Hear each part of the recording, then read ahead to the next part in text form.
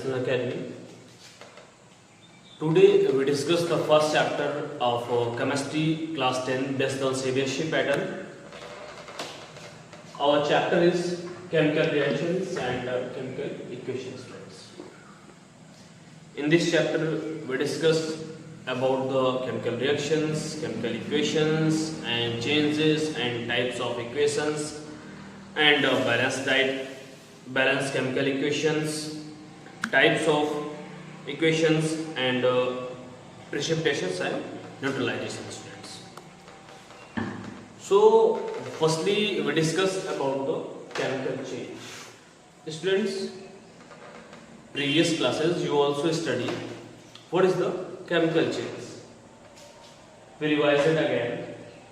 Chemical change means is a change in which one or more new substances are formed. Students, chemical change एक ऐसा change होता है जिसमें एक या एक से अधिक, राइट किया गया इधर, वन और मोर, एक या एक से अधिक हमको जो है नए सब्सटेंस ऑब्टेन होते हैं स्टूडेंट्स. इसके एग्जांपल है cooking of food, rusting of iron, ripening of food etc.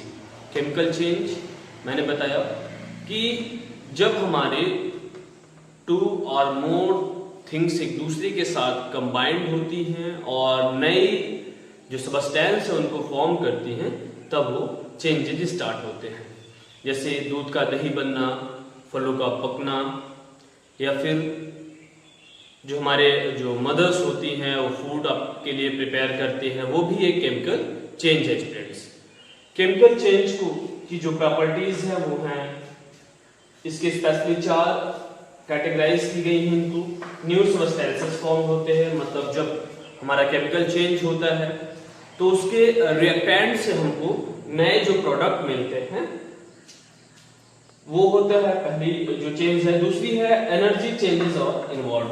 इसके स्टेज के हिसाब से इसकी जो एनर्जी होती है वो डिक्रीज भी होती है और इंक्रीज भी होती है स्टूडेंट्स. इसलिए हम इसको बोलते हैं, ये इसमें एनर्जी चेंज भी इन्वॉल्व होता है.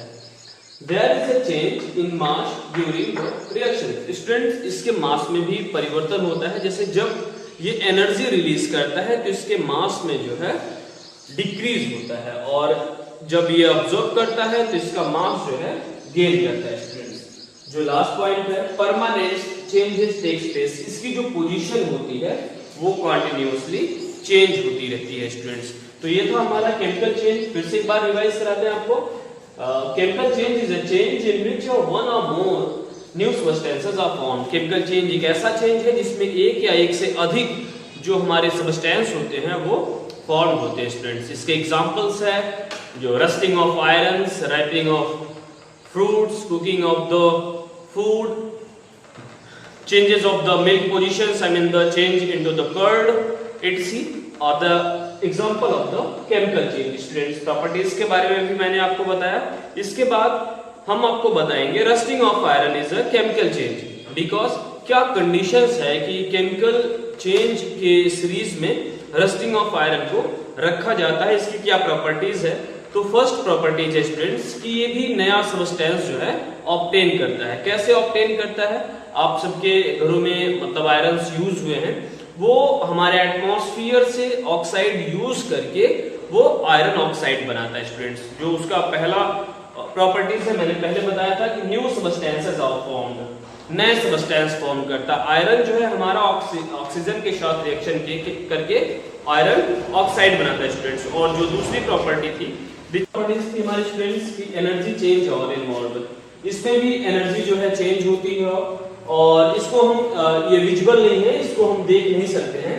और थर्ड पोजीशन है there is change in mass during the reactions. जब हमारा आयरन जो है ऑक्सीजन जो हमारे इस एटमॉस्फेयर में प्रेजेंट है उससे रिएक्शन करता है तो जो रस्ट बनाता है या आयरन ऑक्साइड बनाता है उसकी जो मास होती है वो गेन कर जाती है स्टूडेंट्स. अगला पॉइंट है परमानेंट चेंज टेक्स प्लेस. तो इसकी पोजीशंस के मैंने बारे में आपको पहले भी बताया था कि ये कॉन्टिन्यूअसली चेंज करता रहता है स्टूडेंट्स. अगला है जो हमारा पॉइंट है केमिकल चेंज और also known as the chemical reactions. Students, इसी केमिकल चेंज को जो है हम दूसरे नाम से भी जानते हैं, उसको हम बोलते हैं केमिकल रिएक्शंस। केमिकल रिएक्शन जब वर्ड आ गया तो हम एक चीज आपको इसी टाइम और भी आपको बताते चलते हैं, जस्ट लाइक हियर इज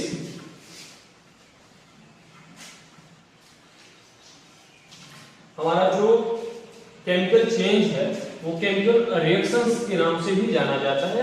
तो इसी टाइम हम आपको थोड़ा सा रिएक्टेंट्स और प्रोडक्ट्स के बारे में आपको हम बता देते हैं स्टूडेंट्स। सपोज करते हैं कि कोई हमारे पास दो सब्सटेंस है ए और बी, और ये रिएक्शन करके हमको बनाते हैं ए बी। ये हमको कोई प्रोडक्ट ऑब्टेन होता है, एंड हटा देते हैं। ए बी से जो रिएक्शन करके हमको प्रोडक्ट प्राप्त होता है वो होता है ए बी स्टूडेंट्स। हम ए और बी को क्या कहेंगे स्टूडेंट्स? रिएक्टेंट्स। क्या कहते हैं स्टूडेंट्स? रिएक्टेंट्स। और ए बी जो हमको आफ्टर रिएक्शन प्राप्त होता है उसको हम बोलते हैं स्टूडेंट्स प्रोडक्ट। स्टूडेंट्स एक बार अगर आपको डेफिनेशन ना क्लियर हो तो फिर से क्लियर करा दें कि या आप सीधे लैंग्वेज में भी आप जानिए, लेफ्ट हैंड साइड की जो हमारे इक्वेशंस के जो सब्सटेंस यूज होते हैं उन्हें हम रिएक्टेंट्स बोलते हैं, और राइट साइड में जो हमारा होता है प्रोडक्ट बोलते हैं। The substances which reacts in the reactions are known as the reactants, and after the reactions we get the anything that is our product students. It is the chemical change, and also you can tell it the chemical reaction students. In the chemical reactions there are a lot of the reactions. I mean the जो हमारा chemical change है, chemical reactions है, वो different types जो है reactions में बटा है। इसमें क्या है स्टूडेंट्स? एक्सोथर्मिक है, एंडोथर्मिक है, डिकम्पोजिशन है, डिस्प्लेसमेंट है स्टूडेंट्स, डबल डिस्प्लेसमेंट्स है, कॉम्बिनेशन रिएक्शंस हैं स्टूडेंट्स। तो इसमें जो सबसे पहला है वो हमारा है एंडोथर्मिक और एक्सोथर्मिक स्टूडेंट्स। थोड़ा सा हम आपको पहले इसके बारे में बताते हैं, एंडोथर्मिक क्या होता है और एक्सोथर्मिक क्या होता है students. A chemical reaction which is accompanied by evolution of heat energy is known as exothermic. Students, exothermic reaction मतलब नाम से ही आप exhale inhale सुने थे। exhale मतलब होता है बाहर निकालना और inhale मतलब होता था अंदर निकालना, उसी वर्ड से बना है ये exothermic and endothermic students। exothermic होता है releasing of the energy and endothermic मतलब होता है taking of the energy students. Then when our carbon reacts with the oxygen then it gets CO2 plus 393.5 kilojoule energy. Students, in the equational form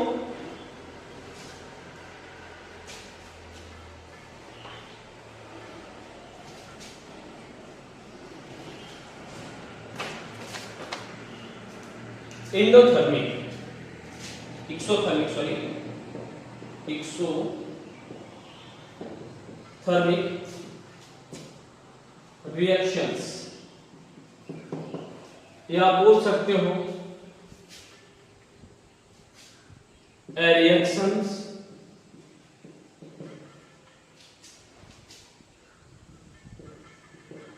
which can release the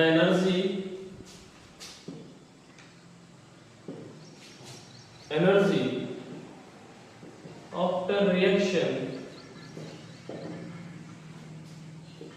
are known as exothermic reaction students.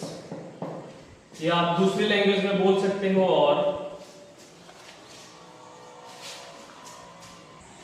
Students other language में भी हम इसको बोल सकते हैं a chemical reaction which accompanied by evolution of heat energy और called exothermic reaction. Students by the chemical equation you can see here when we reacts carbon with the oxygen then we get CO2 plus 393.5 kilojoule students। यहाँ पे मैंने एक specific note में भी right कर दिया है, energy is given out. Students exothermic की जो सबसे प्रॉपर पहचान है वो ये है कि इसमें हमेशा एनर्जी रिलीज होती है स्टूडेंट्स, और जो एनर्जी शो करती है वो हमेशा आपको प्रोडक्ट सीरीज में शो करेगी स्टूडेंट्स। जैसे जब इसके, मैंने आपको पहले भी बताया, ये रिएक्टेंट्स है, रिएक्टेंट्स रिएक्शन करेंगे और नए जो प्रोडक्ट होंगे वो फॉर्म होंगे। इनके फॉर्म होने के साथ साथ एनर्जी भी रिलीज होगी, वो हमारी प्रोडक्ट में आएगी। और इस तरह की जब आप इक्वेशंस देखते हैं तो हमारा क्या रहेगा, एक्सोथर्मिक रिएक्शन है स्टूडेंट्स। ठीक इसी का अपोजिट होता है हमारा endothermic reactions, a reaction which can not release the energy of the reactions or known as endothermic आप बोल सकते हो, या फिर ऐसे बोल सकते हो कि जो ऐसे रिएक्शंस जो हमारे एटमॉस्फेयर से हीट को एब्जॉर्ब करते हैं या अदर सोर्स से हीट को एब्जॉर्ब करके अपनी रिएक्शन की एक्टिविटी को बढ़ाते और घटाते हैं, ऐसे रिएक्शंस को हम एंडोथर्मिक रिएक्शंस बोलते हैं स्टूडेंट्स। तो आइए हम एंडोथर्मिक रिएक्शंस के बारे में भी देखते हैं। In endothermic reactions, a chemical change which is accompanied by absorption of heat energy. Students, एक ऐसा चेंज जिसमें हमारे एटमॉस्फेयर से एनर्जी को एब्जॉर्ब किया जाता है या किसी तरह से आउटसोर्सिंग की जाती है, ऐसे रिएक्शंस को हम एंडोथर्मिक रिएक्शंस बोलते हैं। मैंने आपको पहले भी बताया, एक्सहेल और इनहेल की तरह है। इनहेल मतलब हो गया एंडोथर्मिक, एक्सहेल मतलब हो गया एक्सोथर्मिक। इनहेल मतलब अंदर लेना, मतलब एनर्जी को एब्जॉर्ब करना। एक्सहेल मतलब होता है एनर्जी को आप रेस्पिरेशन कंडीशन में रिलीज करते हो अपनी ब्रीथिंग सिस्टम को, उसी तरह हीट रिलीज करते हो स्टूडेंट्स। इसमें क्या है कि energy always will be absorbed by the reactants students. जैसे अगर हम N2 और O2 का जब रिएक्शन कराते हैं तो 2m हमको ऑब्टेन करने के लिए हमारे रिएक्टेंट में 180.5 किलो जूल एनर्जी की रिक्वायरमेंट होती है। अगर ये हमको एनर्जी न मिले हमारे एटमॉस्फेयर से या अदर सोर्स के माध्यम से, अगर हमको ये 180.5 किलो जूल की जो एनर्जी है वो हमको न मिले तो हम जो है किसी भी कंडीशन में ये नाइट्रोजन मोनोऑक्साइड ऑब्टेन नहीं कर सकते स्टूडेंट्स। इसलिए ये हमारे रिएक्टेंट्स में शो करता है। मैंने अभी आपको बताया था कि एक्सोथर्मिक रिएक्शंस में एनर्जी हमारी जो है प्रोडक्ट में शो करती है, लेकिन रिएक्टेंट्स में हमारा जो है एंडोथर्मिक रिएक्शंस में एनर्जी हमारी शो करती है स्टूडेंट्स। इस तरह से और आप इजीली फाइंड आउट कर सकते हो कि ये मेरा एंडोथर्मिक रिएक्शंस है कि एक्सोथर्मिक रिएक्शंस है। अगर हमारे फिर से बताता हूं, अगर हमारे रिएक्टेंट्स में एनर्जी शो करे तो हमारा वो एंडोथर्मिक रिएक्शंस होगा, और अगर प्रोडक्ट में शो करता है तो हमारा एंडोथर्मिक रिएक्शंस होगा स्टूडेंट्स। इसमें एनर्जी एब्जॉर्ब होती है और उसमें एनर्जी रिलीज होती है स्टूडेंट्स। ओके, जो अगला पॉइंट है हमारा वो है टाइप्स ऑफ रिएक्शन। ये तो था स्टूडेंट्स हीट के अकॉर्डिंग जो है 2 टाइप्स के थे, वो थे एक्सोथर्मिक और एंडोथर्मिक। कभी कभी क्वेश्चंस भी आते हैं कि केमिकल रिएक्शंस कितने प्रकार के होते हैं, तो उसमें आपको अलग अलग कंडीशंस के हिसाब से लिखना होता है। जैसे अगर हीट के हिसाब से आप लिख रहे हैं तो 2 टाइप्स के, और उनके स्ट्रक्चर के हिसाब से लिख रहे हैं, कंपोजिशंस है कि डीकंपोजिशंस है, तो उसके अलग प्रकार के होते हैं स्टूडेंट्स। अब है टाइप्स ऑफ रिएक्शंस में combination of the synthesis reactions, मतलब हमारे जो रिएक्शंस हैं सिंथेसाइज होके वो कैसे होते हैं, क्या करना है, उसके विषय में भी हम स्टडी करेंगे स्टूडेंट्स। टाइप्स ऑफ रिएक्शंस, आप कॉम्बिनेशन रिएक्शन या इसको आप बोलते हैं सिंथेसिस रिएक्शंस। क्या बोलते हैं स्टूडेंट? Synthesis reactions. मैंने आपको पहले भी बताया था कि हीट के हिसाब से एंडोथर्मिक और एक्सोथर्मिक, और इनके स्ट्रक्चर्स के हिसाब से ये स्पेशली 4 ग्रुप में डिवाइड किए गए हैं। फर्स्ट है combination reaction or synthesis reactions, second है डीकंपोजिशन रिएक्शंस, थर्ड है डिस्प्लेसमेंट रिएक्शन या कहीं कहीं आपको ये मिलता है सब्स्टिट्यूएंट्स रिएक्शंस के नाम से, और जो नंबर 4 पे है वो है डबल डिस्प्लेसमेंट रिएक्शन स्टूडेंट्स। तो आइए सबसे पहले हम स्टडी करते हैं अपने कॉम्बिनेशन रिएक्शन के विषय में। स्टूडेंट्स, कॉम्बिनेशन रिएक्शन को भी जो है इसके स्ट्रक्चर के हिसाब से 3 ग्रुप्स में बांटा गया है। जैसे एक हो गया एलिमेंट्स के, फिर दूसरा हो गया एलिमेंट और कंपाउंड का रिएक्शंस, फिर तीसरा हो गया कि 2 कंपाउंड्स का रिएक्शन करके हम कैसे ऑब्टेन करते हैं, थोड़ा सा हम आपको बताते हैं। पहले हम आपको बताते हैं कि what is the combination reactions. Students, combination reaction in which two or more substances combine to form a new substance according to its name, जैसे कि इसका नाम है कि two or more substances combined होते हैं और एक नए substance को जो है obtain करते हैं। जस्ट में इसका डेफिनेशन आपको अगर राइट करना है, मैं राइट कर देता हूं, आप लिख सकते हैं। combination of two or more substances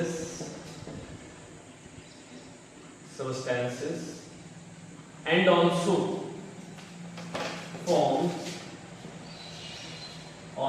form a new substance students। Definition आपकी क्लियरली फिर से आपको पढ़ के सुनाते हैं कि combination of two or more substances and also formed a new substance or combination reaction or synthesis reactions. Students, मैंने आपको बताया कि ये 3 टाइप्स में है। फर्स्ट इसका है कि combination of the two elements is to form a compound, मतलब जो हमारे 2 एलिमेंट्स हैं, एलिमेंट्स कंपाउंड मिक्सचर्स को आगे मैं डिस्क्राइब भी करूंगा कि 2 एलिमेंट्स एक दूसरे के साथ कॉम्बिनेशन में आके एक नए जो है कंपाउंड को फॉर्म करते हैं। इसका जो एक एग्जांपल है वो हम आपको देते हैं कि जब हाइड्रोजन और ऑक्सीजन एक दूसरे के साथ रिएक्शन करते हैं तो ऑब्टेन होता है हमको वाटर स्टेट्स। तो आइए हम उसको आपके फॉर्मेट के रूप में लिख देते हैं, या अगर आप इसको भी आप कैटेगराइज करना चाहते हैं तो फर्स्ट में है combination of two elements. Combination of two elements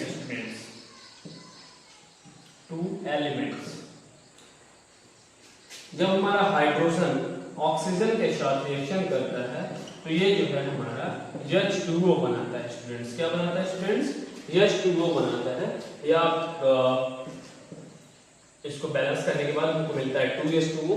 तो हमारा एक एलिमेंट हमारा हाइड्रोजन हो गया, दूसरा हमारा ऑक्सीजन हो गया, और हमको ये सिंगल कंपाउंड मिला है, वो है H2O बेटा, वाटर है।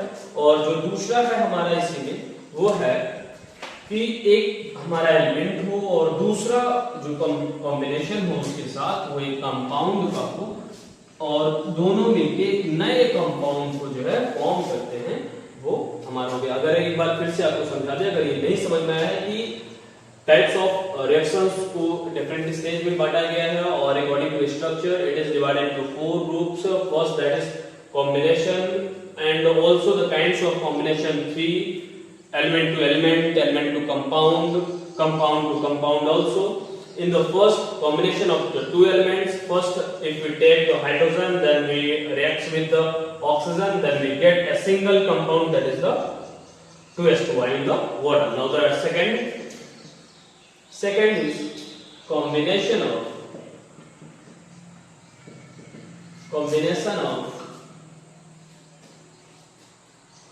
an element with a compound.